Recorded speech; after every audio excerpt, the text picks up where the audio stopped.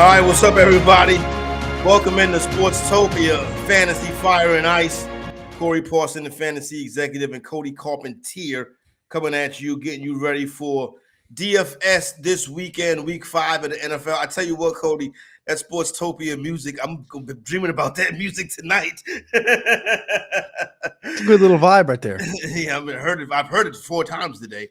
But we got plenty of stuff coming up. Hey, yo, before we get into it, though, I just did one of my YouTube shows with a partner of mine who happens to be a Washington Commander fan. You know what I'm saying? Left hand up for the Commanders.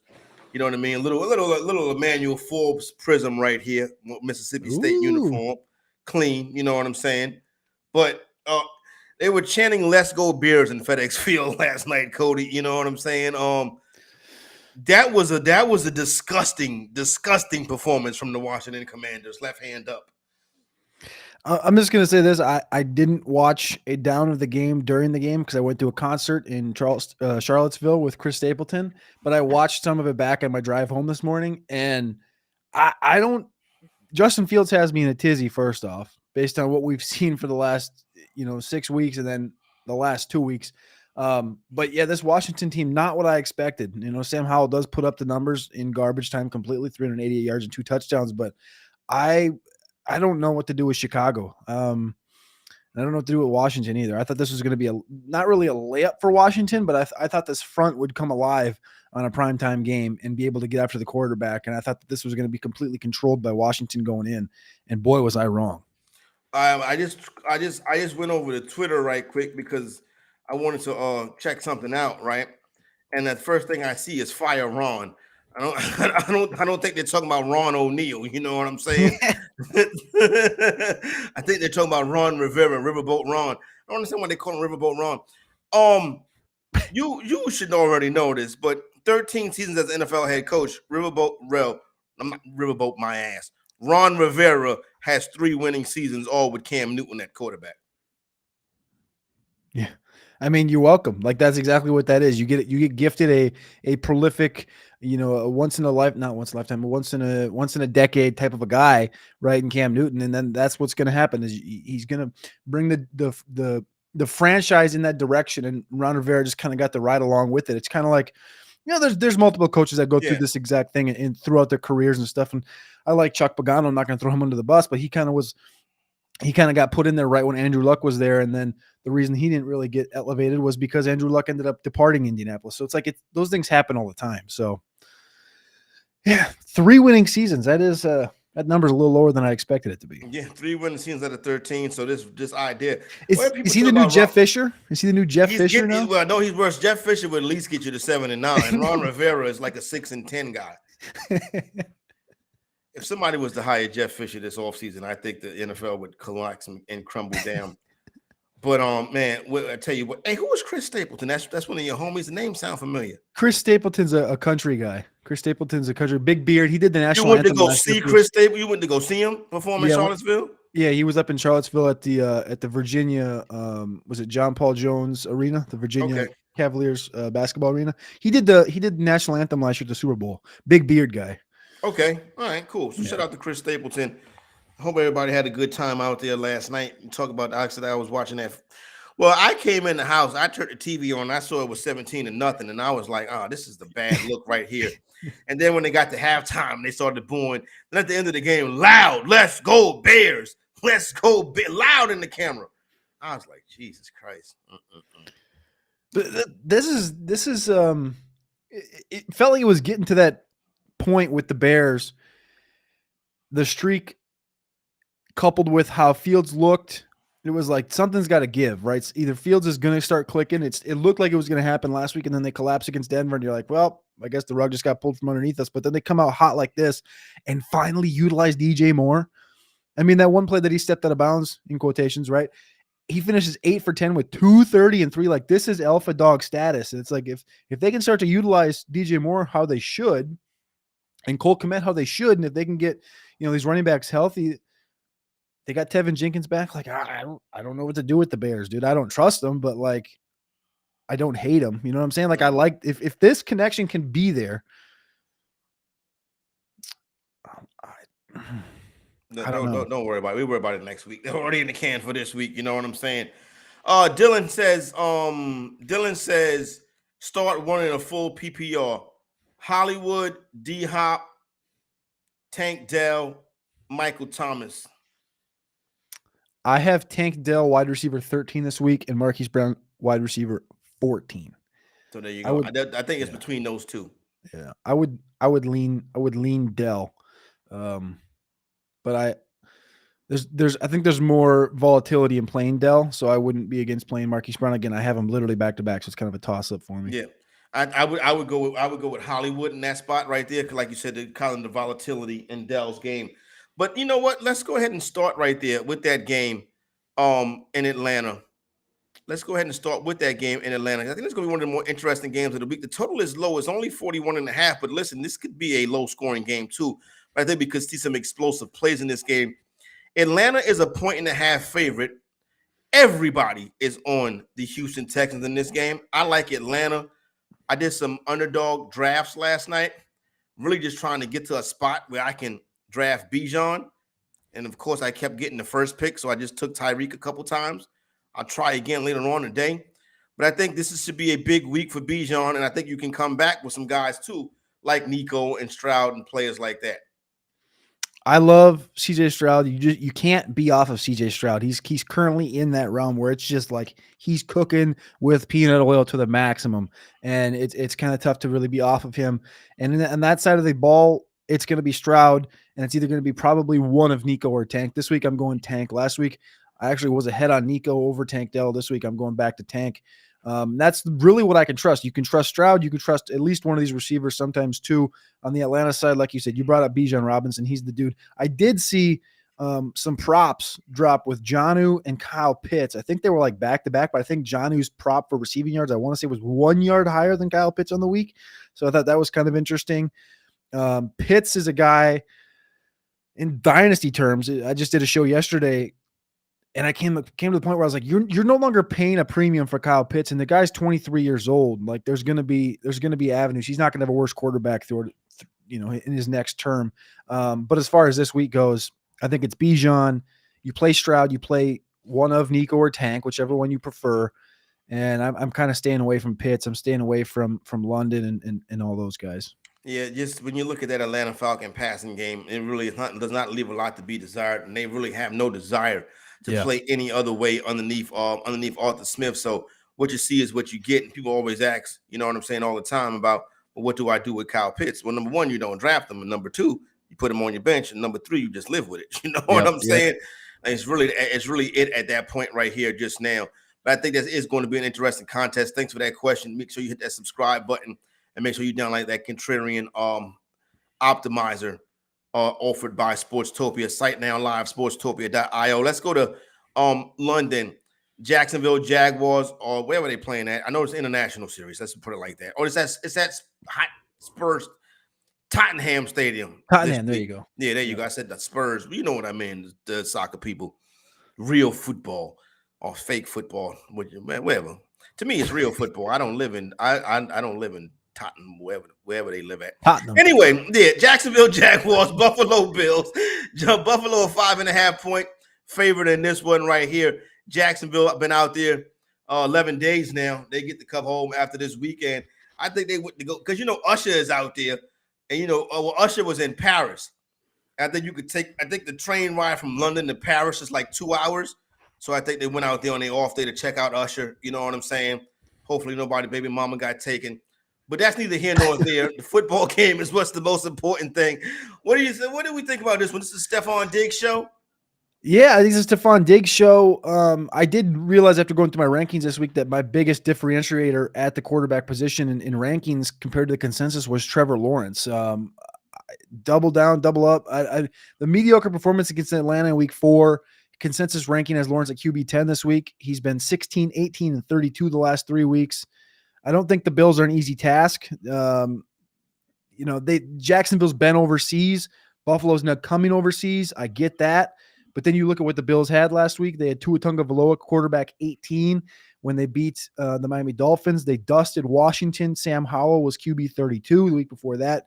Garoppolo was QB 31. So I'm not very excited to play much in Jacksonville.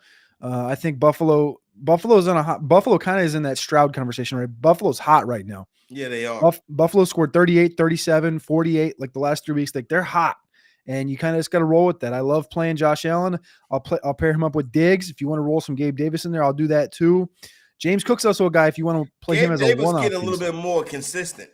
And you love to see that too, because he's gotten that conversation. Like they've been talking about him, in Buffalo as like he's a dog. He's a guy that can do it. He's a perfect number 2, but you just haven't seen it on a consistent basis. So if they can get him to do that on a consistent basis, again, they've brought in these other options, these Khalil Shakirs. They've brought in these Dalton Kincaids. They're like, oh, this guy's going to be the 2. Nope. Well, Gabe Davis looks like he's finally taking that step. So in this Buffalo Jaguars game, I like a little bit of ETN. I like the stacking of Allen with Diggs and Gabe Davis. Or I'd also like to play James Cook just as a one-off in my other lineups. But I think Buffalo's a head and shoulders a better football team than Jacksonville right now. I thought Jacksonville should have lost in week 1 to the Colts. So they got that win last week against Atlanta. They should be 1-3 in my book. But I think Buffalo is just a much better football team here. Yeah, at this point, you got to look at it that way. Let me ask you this. You're talking about how hot Buffalo is. Could that plane ride and this travel overseas calm them down or cool them off? That's what I worry about. It could. You're not right. Could it slow that defense down? Could it slow the offense down? The offense has been scoring like it's their job, and it is obviously, right? So 38, 37, and 48. It looks like Von Miller's making the trip to London. His first 2 practices back gave no issues. So like there's a possibility that they get that boost on the defense. That could be a thing that kind of helps them re-energizes them, whatever, once they get there, having that extra piece on the defensive line, like, oh, like, hey, we're all jet lagged, but hey, guess what? Von Miller's got fresh legs because he hasn't played, type of deal. But yeah, maybe if you're betting, I don't know what's the betting line. Is it at like 5.5? A 5.5 point underdog normally cashes, right? But they normally win the game 5.5 point underdogs. But that's in a typical 5.5 home away setting. Not really when you factor in a neutral environment. Really a road. You're supposed to blindly bet a road dog at 5.5. It's been last weekend was kind of the only weekend it didn't work with the Patriots, and somebody else got their teeth kicked in. But so far this season, week 1 Tampa, week 1 the Rams, and whatever it hits normally. But I would stay away from that. Giants and Dolphins. I told people to fade Saquon Barkley coming into the season. Hopefully you took that advice. He made all that fuss, then took the same contract with incentives that he's never going to reach. You know what I'm saying? Interesting contract for Saquon Barkley, but caused all that confusion. The Giants stink. Miami, this number opened up 11, all the way up to 12.5 now. Like I told you in my couple underdog drafts last night, I got the first pick. I took Tyreek Hill. I think they make easy work of the Giants. I think they make easy work of the Giants. Miami needs this. I don't think Miami is in the, and I got some kind of weird looks earlier this past week saying this, but like Miami's given up the 5th most points over the last 10 quarters of football. And I don't think that they're quite on that top tier, right? You have like San Fran for me, and then it's like Philly and KC and Detroit. I'm not sure if I want Miami in that sector right now, just because of how their defense is looking. So I'd love to see their defense pitch like a 10-point or less game against the Giants this week. My favorite play this week in this game is, of course, Devonte Achane, just based on pricing. He's a middling tier price guy. I can't remember what the number is exactly on DraftKings, but I like him on DraftKings and on FanDuel. That's the easiest one. You mentioned Tyreek Hill. That's an every week must play. You must have at least like 10-15% exposure on Tyreek Hill in any given week. On the Giants side, I mean, I talked about this one on Monday too. I think that Daniel Jones has, he's got an interception at least in the last 4 games. I think he deserves to be in the Zach Wilson conversation, and people don't want to accept it yet. So I'm kind of off of really anything in New York outside of Wan'Dale Robinson, just because Wan'Dale Robinson showed you the last 2 weeks, even with a 22% snap share in week 3, he got his 5 targets. Last week it jumped up and he got 6 targets. Like, he's not going to be a slate breaker per se, but he's going to be a guy that, if you're starting 4 receivers or 3 flexes in your fantasy leagues, Wan'Dale Robinson is going to be a guy you're going to be able to plug in there and guarantee you're going to get 8 points out of if you have to, especially with buys coming up and stuff. But really, the only thing I want in this game is Devonte Chain. Yeah, no doubt, and I would agree with you on that Wan'Dale Robinson. Now, you were talking about the top teams. You said Philadelphia, you said San Francisco, then you said Kansas City, and then I think you said you meant to say Dallas, but said Detroit. No, I said Detroit. No, I know the D's can throw you off, right? Because like Detroit starts with a D, Dallas starts with a D. You meant to say Dallas, right? No, but I said Detroit. Detroit. Wow. I like Detroit's offensive line. I know Dallas is supposed to have their offensive line back this week, and we'll see what that looks like. But I want to see a consistent football team out of Dallas, right? We don't. You also don't have much depth. You have Pollard, and then it's Dowdle. You have at the wide receiver position. It's like, everybody knows CeeDee Lamb's that dude, but also else. Like they're like coming into the season with Brandon Cooks, and I had multiple conversations with my boy Alex Dunlap, and he's like, "You got to draft Brandon Cooks," and I'm like, "No, you don't. You don't have to draft Brandon Cooks." I wish I would have heard that conversation. I was like, "You don't got to do that." Like Jake Ferguson's nice, but like that's not a George Kittle, linchpin piece that's going to change the offense. If the offensive line is 6 years past prime right now. The defense just lost Trevon Diggs, and the defensive line's nice, but the back end I don't think is as strong as they think they are. So Dallas, we're gonna really learn this Sunday night. Might be the best Sunday night football game we get maybe the best primetime game Thursday, Sunday, or Monday that we get all year. One of the games Dallas, of the year, yeah, Dallas and Niners. So that'll be a good one. But yeah, I got Detroit ahead of Dallas. Yeah, I wouldn't go that far. Hey man, that's a road grader of an offensive line. You got 2 backs. The defensive line playing good too. Defensive line's dogs. Aleem McNeil is getting one of the most underrated. Last year, Dexter Lawrence was one of the most underrated defensive linemen in football. This year, it's Aleem McNeil playing right next to Aiden Hutchinson, who you ain't got really to say much about him. But yeah, Detroit's got a couple of pieces to stare at in the back end that you're kind of wondering about. And Brian Branch is that dude. Their rookies are all just bangers right now. So I just like what Detroit has as a whole more so than Dallas. All right. Well, I would love to take it to the field against the Detroit Lions because I think they are. I don't think they're a top 3 NFC team. I think they're in that tier below them, but they happen to be better than anybody else, particularly the Carolina Panthers, who come in as 10-point dogs going into Detroit. Now, Carolina did beat Detroit. Carolina might have been the last team to beat Detroit. Well, one of the last teams to beat. When Detroit went on that run to close the year last year, I think the only team to beat them was Carolina. But that was not this Carolina team. This Carolina team right here can't really get too much done offensively. You already know you can't run the ball against the Lions. Talk about the pass defense. What's up? No, you brought that game up, and I went back and looked at the box score, and that was the game that Deonta Foreman and Chuba went for 290 combined. Yeah. So that was I knew Carolina went. That game was in Carolina though, right? Yeah, correct. So, but like you said, different team. You know what I'm saying? I'm trying to figure out a way to take the points with Carolina. I can't think of what Carolina could possibly do to make this game close. What's the number at again? You said 10. 9, 10. So 10-point home dogs. 10. This game was in Detroit. Oh shit, yeah, that's right. Last year was in Carolina. Sorry, 10-point home favorites. Okay, that's a big number anyway, though. Like it is a big number, but how is Carolina going to score? That correct. How is Carolina going to score? That's especially after what you saw last week against the Vikings, and the Vikings are not a gauntlet of a football team to play against. So how is Carolina going to score? That's the thing. Are they going to push the ball? You look at what they've done this year: 10, 17, 27 against Seattle, 13 against the Vikings. I think Detroit's just that much better of a football team. And I think that might be Vegas telling you that they think that Detroit's a better football team than Dallas. I think that might be what that is there, Corey. I think that might be what they're telling you. But I don't really see an avenue for it. I think you're going to see Detroit come in and kind of take the same tactic they did last week against Green Bay. I think they're going to try and run the ball down Carolina's throat, right down the center, right down the middle, right? Not at Brian Burns on the outside, but they're going to go right down the center of this defense and try to attack it with David Montgomery. And they get Jameson back. I haven't seen anything of saying that he's like going to get an exceptional snap share. I doubt he does. He's never went over 25% in an NFL game. I know he came off an ACL last year, but he also only got 1 reception. So I have no hope for Jameson to really be of much value. So please do not play him in your DFS lineups this week. What about your season-long leagues if you need a flex? I just can't do it yet. I just can't do it yet. I haven't. Again, he's got 1 reception in his career and 1 carry.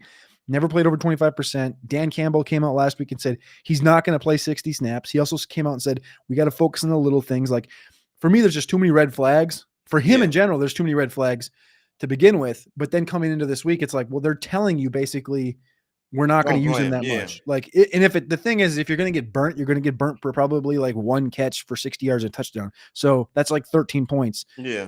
Like, I'm not worried about that. I'll go, try and get 9 out of Wan'Dale Robinson before I'm chasing a 13er out of Jameson WIlliams. I don't think you're going to get completely destroyed by Jameson WIlliams. But yeah, it's going to be tough for Carolina really in this game. You see what the defensive line brings to the table for Detroit, the linebackers, the safeties, all the way through. I think Detroit's going to run this game, control this game all the way through. Again, the 10-point line seems massive, but at home, like you mentioned, Detroit running the football. Yeah, man, 27-7. All right, check this out. David Montgomery or a chain? A chain. David Montgomery or Bijan? Bijan. David Montgomery or Derrick Henry?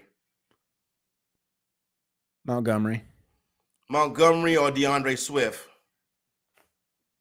Montgomery. Montgomery or Joe Mixon? That's a good matchup. I go Montgomery. Montgomery or Isaiah Pacheco? Montgomery. All right, so Montgomery is like a top 4 back this week. Yeah. Yeah, what do I got him at? I got him at 11, which seems kind of low. It's not the final rankings yet, though. Yeah, correct. Yeah. Mm-hmm. So, You got Christian McCaffrey. You got. I think I'm gonna move him up. I think I'm gonna end up moving him up. Yeah. So, all right, bet. Okay, so cool. That's kind of it there because listen, they're really not gonna have to do too much. What else? We talked about that. Baltimore, Pittsburgh. I think this could be. I think Pittsburgh plays this game close. All right. Because I mean, this is Baltimore and Pittsburgh. The game is going to come down to it's going to be a hotly contested game. Throw the records out. All the stuff they say about rivals, it goes into play when these two teams go. But I think we could see some hero ball from Lamar this week. Would you be exposed to Lamar Jackson in DFS this week? I would be, yeah. I pivoted last week, moving Mark Andrews up to my tight end 1. I had him at tight end 5, and I was getting some flack for it. I said, you know what? I want to move him to tight end 1 because he's due for a good week. And last week he had the 2 touchdowns. I think the thing with Lamar is that him finally getting the established connection back with Andrews this year is going to continue to help him build and progress. It's a good matchup for Zay Flowers. I like Andrews and Zay in this matchup. On the other side, so that does mean I love Lamar. And then on top of that is on the Pittsburgh side, I don't really love much, but we do get Darnell Washington at the Stone, $2,500 on DraftKings. Okay. Not beautiful. It's not sexy, but you know what? I'm going to do it because he's 6'8", 275 pounds. He's been in there run blocking a ton this year, not really doing anything in the receiving game. But when I was at Steelers camp this fall, it was a guy that they had a package for down in the red zone where he was right over the center and you see him go up and his hands are like basically, 3 feet higher than the goalpost when he jumps up to catch the football. Wow. I wouldn't be opposed to him catching a touchdown this week and paying off in DFS. But yeah, I think you're going to ride mostly on the Baltimore side of this game. Yeah, I think that's where the action is in this one right here. Jaylen Warren game. Jaylen Warren, man, you've seen that snap share. It's now up to 50%, 50% for Jaylen Warren. So, and he's been more efficient. The big thing, and I just talked about going to the Pittsburgh camp this fall, was all of the reporters were like, dude, Jaylen Warren looks fantastic. And I said, yeah, but Najee looks big as hell. He looks big. He looks strong. He looks good. He didn't get, he ran 2 plays, untouched, 40-yard rushing touchdown, 40-yard screen touchdown. And they go, yeah, but Jaylen Warren just continually looks better and more efficient. The thing is Tomlin don't want to play him. Tomlin wants to play Najee. And I was like, well, that tells you everything, right? You got to draft Najee then if he wants him. And so that's kind of why I ended up drafting a little bit of Najee, was because the reporters were just straight up honest. They're like, Warren looks better, but Tomlin's not coming off of it. Now you're seeing Tomlin incrementally. All right, it's time to go back to Warren if we want to win football games. So I think that's what it's going to be. I think this week right here could be a game right here where you could see Jaylen Warren getting involved. Obviously, big matchup versus the Baltimore Ravens. Baltimore with a chance to have 3 road wins in the division and be 3-0. I mean, and leave that stretch 3-0. that would almost put the nail in the coffin in the AFC North. Big. So that's humongous right there for the Baltimore Ravens, and it's still early in October. Talked about Atlanta, Texans, Tennessee, and Indianapolis. Tennessee Titans, if you haven't known this, have made their vacation home in Indianapolis. They absolutely ruled the Colts in Indianapolis. This is a little bit of King Henry for me, and I'm probably coming back with some Michael Pittman and some, and I'll probably get some Anthony Richardson this week as well. Bingo. He's still priced pretty solidly on FanDuel as a middle price guy. I like him.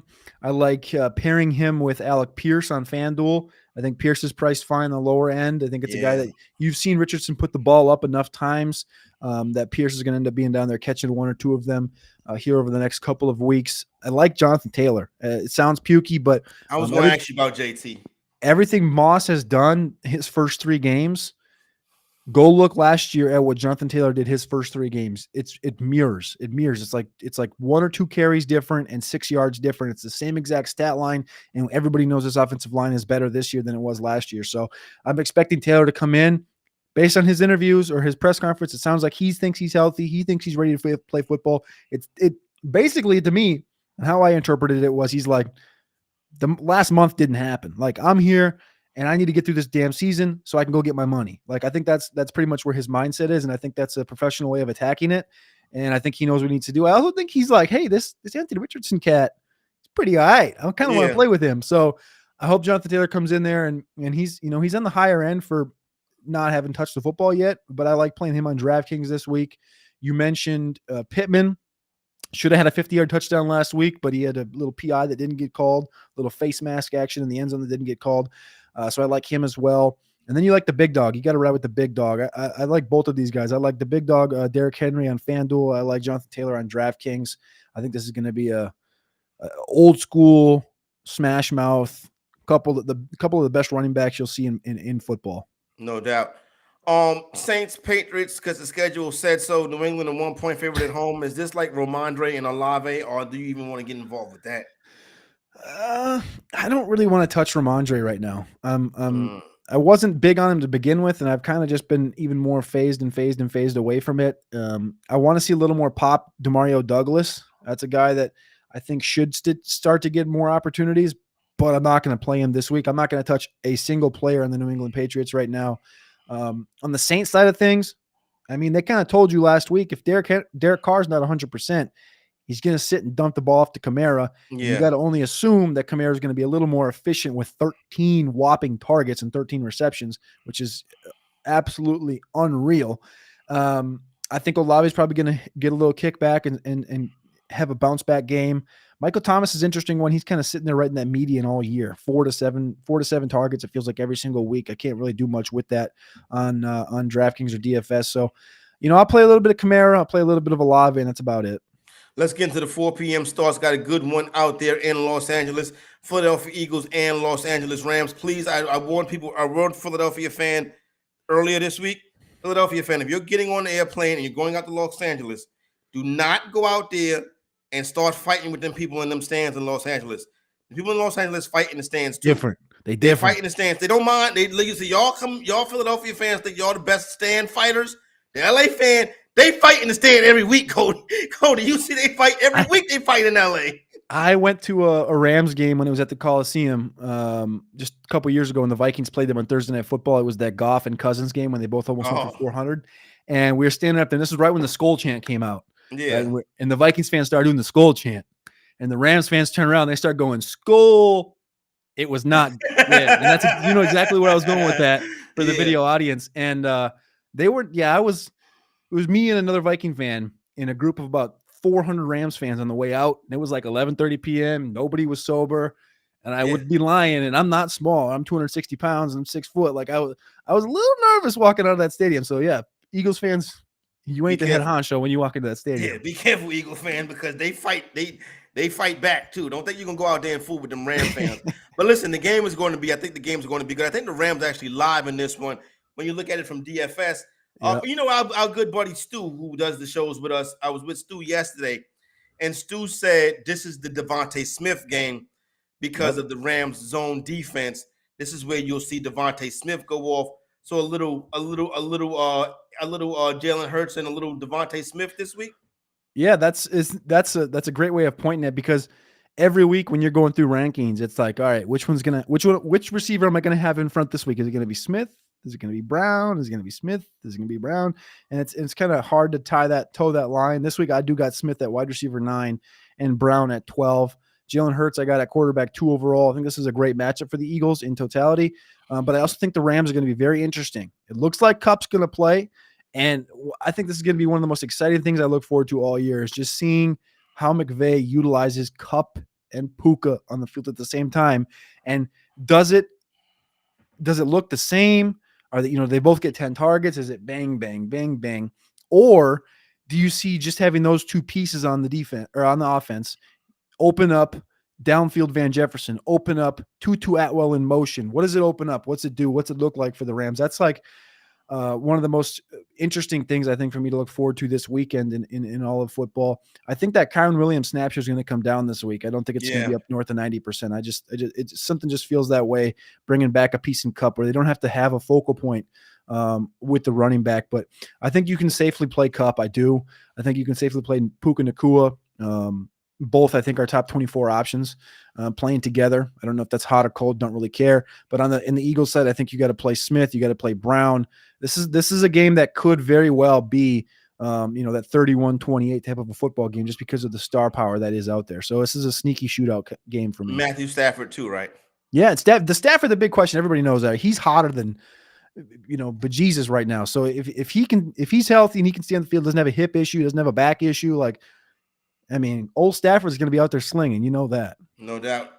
Priceless Pigeon in the chat. Tutu Atwell, Raheed Shaheed, Treylon Burks, or JMO. Eliminate JMO. I think it's got to be Tutu. Yep. Mm-hmm. So that's the call right there. All right, let's get on with the slate. Kansas City and Minnesota. Kansas City. Oh, this number came in a little bit. How about that? Was a 4.5 point favorite, now a 3.5 point favorite. See the Minnesota Vikings taking some action in this one. I haven't checked the injury report. I don't think anything is going on that really would only be, nobody would really affect the point spread besides Jones and Mahomes.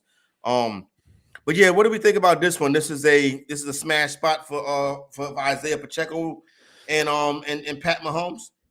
Yeah, I was just looking through the injury report because you brought it up, and the only person that really is back this week that's different from Minnesota is Garrett Bradbury, their center, which I think they might get worse at the center position with him coming back. So that's interesting. The biggest game total of the week, Mahomes and the Chiefs and Vikings. We saw 2 weeks ago the Chargers go up to Minnesota, kind of in the same setting, and combine for 97 pass attempts. My take was like, oh, these guys are guaranteed to go over 80. They almost went for 100 pass attempts in that football game, and 28-24 finish. Patrick Mahomes has only crested 40 pass attempts once this year. Kirk Cousins has only not crested it once this year. He's averaging 46 in all three of the Vikings losses. I think it's going to be another game. We just talked about the Eagles-Rams, likelihood of a possible shootout. I think this Chiefs-Vikings game is going to be too easy of an expected shootout. But the thing is what this Chiefs defense looks like, because Nick Bolton looks like he's going to be back this week. And Isaiah Pacheco has started to run the ball harder and harder. So what does this Chiefs football team look like? Do the Chiefs contain Minnesota a little bit in the first half and run the football a lot? Are we going into halftime 10-3? Like that's definitely a possibility in my opinion. And then you come into the second half and what Vikings team comes out. So this would be one for me where I do have Kirk and Mahomes both as top 12 options, the only two top 12 guys playing each other this week on the slate. I think it'll be a fun game. But as far as DFS, I kind of want to fade it just because outside of Mahomes and Kelsey, which I'm just going to play that stack until it hits because you have to on this in the current trajectory, just because Kelsey hasn't hit. He hasn't been the Kelsey that we're used to. So I'm going to continue to play that. And then you have to play Jefferson every week. But outside of game stacking the whole thing, I'm going to play, like I said, Mahomes and Kelsey and maybe come back with a Jefferson. But I don't want really anything else because I don't trust this game this week. It's kind of a stay away for me as far as fading a layup for a shootout. Jeff, Tyreek over Jeff this week, right? Yes. It took a little bit of hesitation on that one. Cincinnati, Arizona. I don't know what to say about this one. Go ahead and break it down. I just don't like playing Hollywood and Rondell and James Conner and these, but I guess there's some value to it though. Burrow, I thought I was going to be a little higher than consensus this week. I had him at quarterback 14. ECR has him at 15 against Arizona because it's a smash spot. It's just such a tough one. He don't look good. I can't believe Burrow's down here. He's playing like horrible. But if he's ever going to get right, this is going to be the get right game, right? Doesn't look like Higgins is going to be playing. So obviously it's going to be a lot of Chase, a little bit of Boyd. One player I'm stashing, I talked about this guy on Patreon yesterday, is Andre Yosivash, because Yosivash should get the opportunity to see a snap spike in T. Higgins' role, but I'm not going to play him in DFS. Trying to wrap my head around anybody that I want in this game. Kind of Rondale Moore. That's about it. Kind of Rondale Moore. That's it. All right, so Rondale Moore is the guy right there. Like I said, this is a tough one right here.